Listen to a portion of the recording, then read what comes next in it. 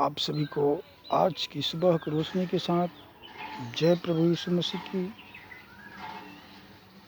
हमें भरोसा है कि आप सभी लोग परमेश्वर की दया से स्वस्थ होंगे, अच्छे होंगे और हर प्रकार की चिंताओं से और हर प्रकार की परेशानियों से और हर प्रकार की उलझनों से आप लोग बहुत अच्छे होंगे। ये सब परमेश्वर की दया है। आज हम देखते हैं हमारी आसपास चारों दिशाओं पे प्रकृति की हर समय बदलना और जितने प्रकार के जो आपदाएं हैं, जो क्रोध है ईश्वर का, प्राकृतिक कहर है, वो किस तरीक़े से हमारे देश में और बाहर में सभी जगह देखने को मिलता है। बेमौसम की बरसातें, बेवजह की परेशानियाँ और हर उन काम जो हमारे आसपास होता है, ये सब इसलिए होता है कि आज हमारे जीवन पे परमेश्वर का भय नहीं है, परमेश्वर की आज्ञा का पालन नहीं है। आज हम सब मनुष्य समाज अपनी मनमानी कर रहे हैं, इसीलिए कुदरती कहर आज मनुष्य के ऊपर बरस रहा है।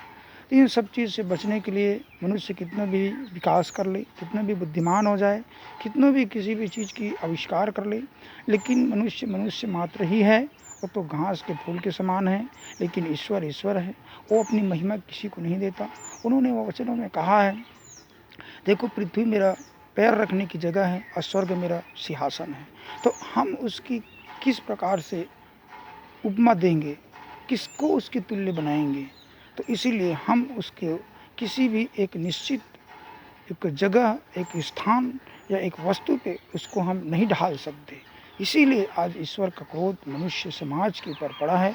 चाहे वो चीन हो, चाहे जापान हो, चाहे अमेरिका हो, चाहे भारत हो, कोई भी ऐसा देश विश्व पे नहीं है जो ईश्वर के क्रोध से बचा हो। इसीलिए यदि ईश्वर के क्रोध से बचना है तो हम अपने बलबूते पे नहीं बच सकते, हम अपने ज्ञान और बुद्धि से नहीं बच सकते।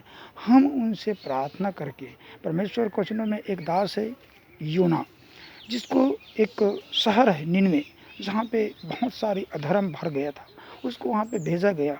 तो लोगों ने योना की बात को सुन करके अपने मन को फिराया और अपने अपने पापों को मान लिया। क्या पशु, क्या बैल, क्या मनुष्य, हर उन प्राणी 3 दिन तक के और उपवास और प्रार्थना के साथ रोते रहे, बिलखते रहे। उन्होंने खाना पीना कुछ नहीं किया। तब परमेश्वर ने उनकी सारी पापों को माफ़ किया और शहर को नाश होने से बचा लिया। वैसे यदि आज हम भी उसी नगर के समान, यदि हम सभी भी यदि अपने अपने पापों को मानेंगे, तो जो कोई आज इस समय अपने पापों को मानेगा, हर कोई मनुष्य मन, वचन और कर्म से पाप कर रहे हैं। लोग नहीं समझ रहे हैं, लेकिन फिर भी हर वो कोई नहीं मुकर सकता इस बात से कि कोई मनुष्य धर्मी है। सब लोग पापी हैं। परमेश्वर के कलाम में लिखा है कि एक भी धर्मी नहीं, एक भी धर्मी नहीं। इसीलिए हम सब ने पाप किया और परमेश्वर की महिमा से रहित है। तो इसीलिए उसने ठीक समय पर हमारे पाप को मिटाने के लिए उन्होंने अपने पुत्र को भेजा और हम उसके पुत्र के ऊपर विश्वास करके अपने गुनाहों को माफ़ पा सकते हैं, क्षमा पा सकते हैं। तो हम जब तक कि अपने गुनाहों से क्षमा नहीं पाएंगे, तब तक कि हमारी अधर्म दूर नहीं होगा, और अधर्म दूर नहीं होगा तो हमें परमेश्वर की आशीष भी नहीं मिल सकता। इसीलिए मेरे प्यारों भाइयों और बहनों, आज वो समय है कि इस बदलते हुए मौसम को देखते हुए यदि आज भी अपने मन से प्रभु को उद्धारकर्ता और मुक्तिदाता के रूप में ग्रहण करेंगे, उसको स्वामी मन का बनाएंगे, तो आज भी आपके सारी पाप को वो क्षमा करेगा और आपको एक नए जीवन जीने के लिए आपको एक रास्ता दिखाएगा।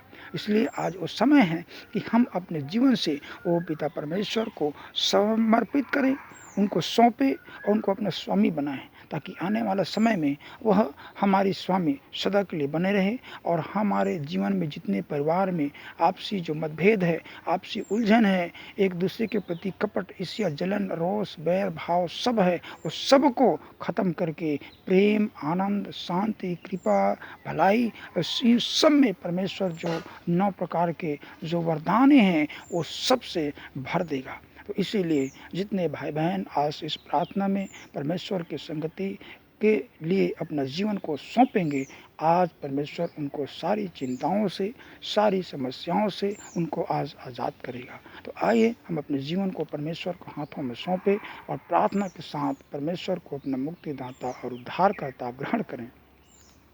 हे सर्वशक्तिमान सेनाओं के यहोवा पिता परमेश्वर, प्रभु यीशु नासरी के नाम से तेरे पास में आज सुबह को रोशनी के साथ आते हैं। धन्यवाद करते हैं कि आपने हमें एक नया जीवन में पिता परमेश्वर प्रवेश कराया और आज के दिन हमें स्वस्थ भले चंगा जीतों के बीच में रखा। हे पिता परमेश्वर, हम धन्यवाद करते हैं कि आपने हमें इस योग्य बनाया कि हम तेरे नाम की महिमा, तेरे नाम की तारीफ और तेरे नाम की प्रशंसा कर रहे हैं।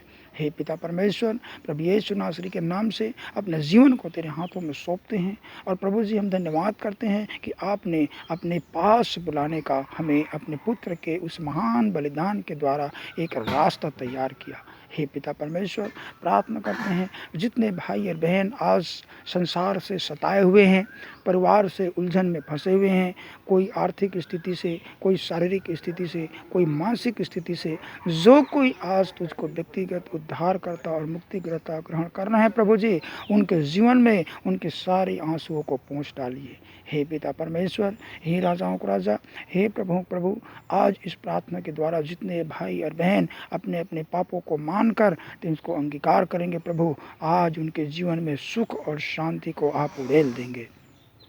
मैं तेरे दास होने के नाते इस समय सभी लोगों के लिए प्रार्थना करता हूँ प्रभु, जो कोई भी आज इस प्रार्थनाओं को तेरे इस समय अपने जीवन पे लेगा और अपने मन में प्रभु जी प्रार्थना को अपने जीवन में स्वीकार करेगा, उनके सारे चिंताओं को, उनके सारे जीवन से रोगों को, सारे उनकी बीमारियों को, उनके तकलीफ़ों को आप इसी समय दूर कीजिएगा। यीशु नासरी के नाम से हर प्रकार की बीमारी उनके जीवन से चले जाए, हर प्रकार के रोग उनके जीवन से चले जाए। जो कोई आज आपको इस